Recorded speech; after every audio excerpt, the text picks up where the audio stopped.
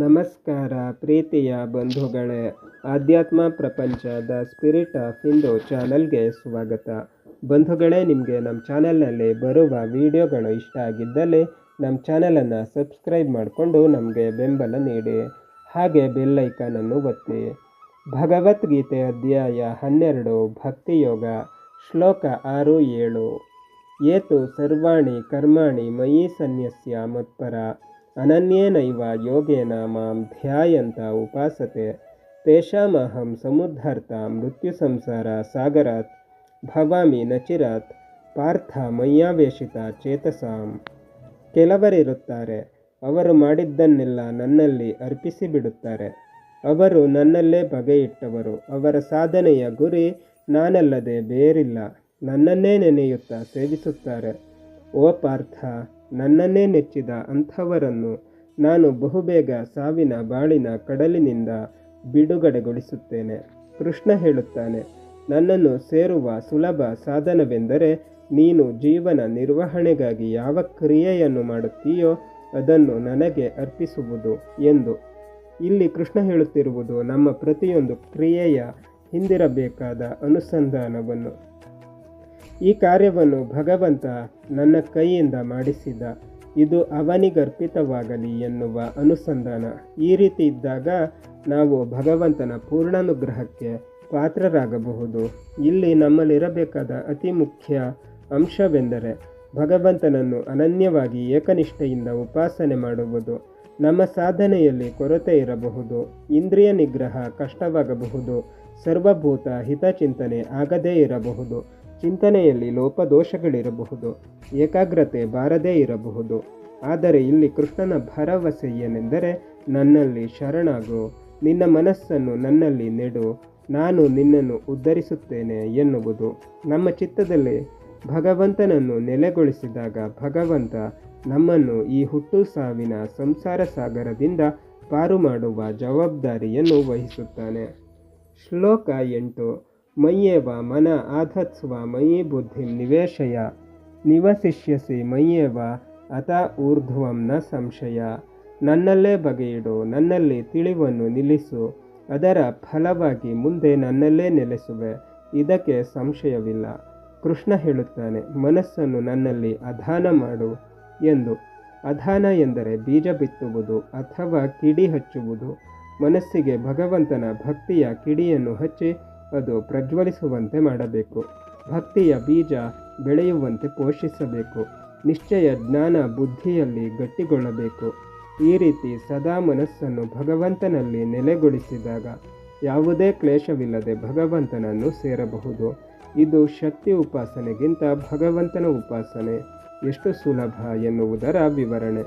ಭಗವಂತನ ಉಪಾಸನೆಗೆ ಕಟ್ಟುಪಾಡು, ನಿರ್ಬಂಧ ಬಹಳ ಕಡಿಮೆ. ಉದಾಹರಣೆಗೆ ವಿಷ್ಣು ಸಹಸ್ರನಾಮ ಪಾರಾಯಣ. ವಿಷ್ಣು ಸಹಸ್ರನಾಮ ಚಿಂತನೆಗೆ ಯಾವುದೇ ನಿರ್ದಿಷ್ಟ ಸಮಯದ ನಿರ್ಬಂಧವಿಲ್ಲ. ಯಾರು ಬೇಕಾದರೂ ಯಾವ ಕಾಲದಲ್ಲಿ ಕೂಡ ವಿಷ್ಣು ಸಹಸ್ರನಾಮ ಪಠಿಸಬಹುದು.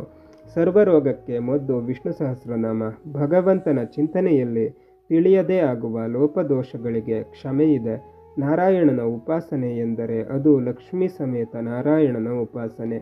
ನಾರಾಯಣ ಉಪಾಸನೆ ಮಾಡುವವರು ಲಕ್ಷ್ಮಿಯನ್ನು, ಇತರ ದೇವತೆಯನ್ನು ಪ್ರತ್ಯೇಕ ಉಪಾಸನೆ ಮಾಡುವ ಅಗತ್ಯವಿಲ್ಲ.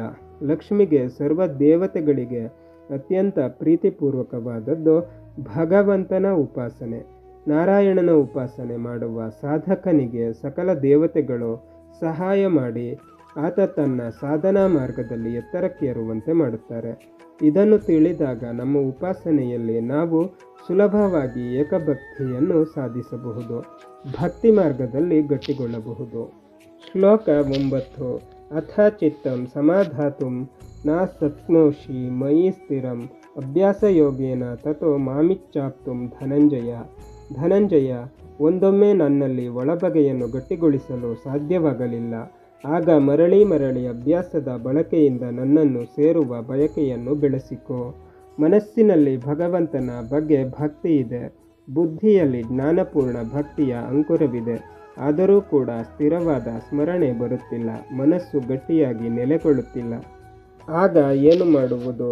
ಶಾಸ್ತ್ರದಲ್ಲಿ ಹೇಳುವಂತೆ ಸ್ಮರ್ತವ್ಯ ಸತತಂ ವಿಷ್ಣು ವಿಸ್ಮರ್ತವ್ಯೋ ನ ಜಾತುಚಿತ್ ಸರ್ವೇ ವಿಧಿ ನಿಷೇಧಾಸ್ಯು ಏತಯೋರೇವ ಕಿಂಕರ. ಅಂದರೆ ನಾವು ನಿರಂತರ ಭಗವಂತನನ್ನು ನೆನಪಿನಲ್ಲಿಡಬೇಕು, ಎಂದೂ ಭಗವಂತನನ್ನು ಮರೆಯಬಾರದು. ಸಮಸ್ತ ವಿಧಿ ನಿಷೇಧ ಹೇಳುವುದು ಕೂಡ ಇದನ್ನೇ. ಮನಸ್ಸು ನಿರಂತರ ಭಗವಂತನಲ್ಲಿ ನಿಲ್ಲದೆ ಈ ಅಖಂಡ ಸ್ಮರಣೆ ಸಾಧ್ಯವಿಲ್ಲ. ಇಂಥ ಸಂದರ್ಭದಲ್ಲಿ ಏನು ಮಾಡಬೇಕು ಎನ್ನುವುದನ್ನು ಕೃಷ್ಣ ವಿವರಿಸುತ್ತಾನೆ. ಮನಸ್ಸನ್ನು ಏಕಾಗ್ರತೆಯೆಡೆಗೆ ಕೊಂಡೊಯ್ಯುವ ಶಕ್ತಿ ಕೊಡು ಎಂದು ನನ್ನನ್ನು ಪ್ರಾರ್ಥಿಸು. ಆಧ್ಯಾತ್ಮದ ದಾರಿಯಲ್ಲಿ ಏನು ಇಚ್ಛೆ ಮಾಡಿದರೂ ಅದನ್ನು ಪೂರೈಸುವ ಜವಾಬ್ದಾರಿ ನನ್ನದು ಎನ್ನುವ ಭರವಸೆ ಕೃಷ್ಣನದು. ಅಭ್ಯಾಸ ಮತ್ತು ಇಚ್ಛೆ ಇದ್ದರೆ ಖಂಡಿತವಾಗಿ ಏಕಾಗ್ರತೆ ಸಾಧ್ಯ. ನಾವು ಹೇಗೆ ಮಕ್ಕಳಿಗೆ ತರಬೇತಿ ಕೊಟ್ಟು ಅಭ್ಯಾಸ ಮಾಡಿಸಿ ಕಲಿಸುತ್ತೇವೆ, ಹಾಗೆ ನಮ್ಮ ಮನಸ್ಸನ್ನು ರಮಿಸಿ ಬುದ್ಧಿವಾದ ಹೇಳಿ ಅಭ್ಯಾಸ ಮಾಡಿಸಬೇಕು. ಹೀಗೆ ಮಾಡಿದಾಗ ಮನಸ್ಸು ಅದನ್ನು ರೂಢಿ ಮಾಡಿಕೊಳ್ಳುತ್ತದೆ. ಮೊದಲು ನಾವು ಲೌಕಿಕ ಸಂಪತ್ತಿನ ಬೆನ್ನು ಹತ್ತುವುದನ್ನು ಬಿಟ್ಟು ಭಗವಂತನೆಂಬ ಅಮೂಲ್ಯ ಧನವನ್ನು ಗೆಲ್ಲುವ ಧನಂಜಯರಾಗಬೇಕು. ಶ್ಲೋಕ 10. ಅಭ್ಯಾಸೇ ಅಪಿ ಅಸಮರ್ಥನು ಅಸೀಮತ್ ಕರ್ಮ ಪರಮ ಭವ ಮತ್ ಅರ್ಥಂ ಅಪಿ ಕರ್ಮಾಣಿ ಕುರುವನ್ ಸಿದ್ಧಿಂ ಅವಾಪ್ಸ್ಯಸಿ. ಧ್ಯಾನದ ಅಭ್ಯಾಸವೂ ಅಸಾಧ್ಯವಾದರೆ ನನ್ನ ಆರಾಧನಾ ರೂಪವಾದ ಕರ್ಮಗಳಲ್ಲೇ ತೊಡಗು. ಕರ್ಮವನ್ನು ನನ್ನ ಪೂಜೆಯೆಂದು ಮಾಡಿಯೂ ಸಿದ್ಧಿ ಪಡೆಯಬಲ್ಲೆ. ಕೆಲವರಿಗೆ ಎಷ್ಟೇ ಅಭ್ಯಾಸ ಮಾಡಿದರೂ ಏಕಭಕ್ತಿ ಸಾಧ್ಯವಾಗುವುದಿಲ್ಲ. ಆಧ್ಯಾತ್ಮದ ಮಾರ್ಗದ ಸಾಧನೆಯಲ್ಲಿ ಮನಸ್ಸಿಗೆ ಒಂದು ಜನ್ಮದ ಅಭ್ಯಾಸ ಸಾಕಾಗುವುದಿಲ್ಲ. ಕೆಲವೊಮ್ಮೆ ಇಡೀ ಜನ್ಮ ಅಭ್ಯಾಸ ಮಾಡಿದರೂ ಏಕಾಗ್ರತೆ ಬಾರದೇ ಇರಬಹುದು. ಇಂಥವರಿಗೆ ಕರುಣಾಳು ಕೃಷ್ಣ ಹೇಳುತ್ತಾನೆ, ನೀನು ಮಾಡುವ ಕರ್ಮವನ್ನು ಸ್ವಾರ್ಥಕ್ಕಾಗಿ ಮಾಡದೆ ಭಗವಂತನ ಪೂಜೆ ಅನ್ನುವ ಅನುಸಂಧಾನದಿಂದ ಮಾಡು ಎಂದು.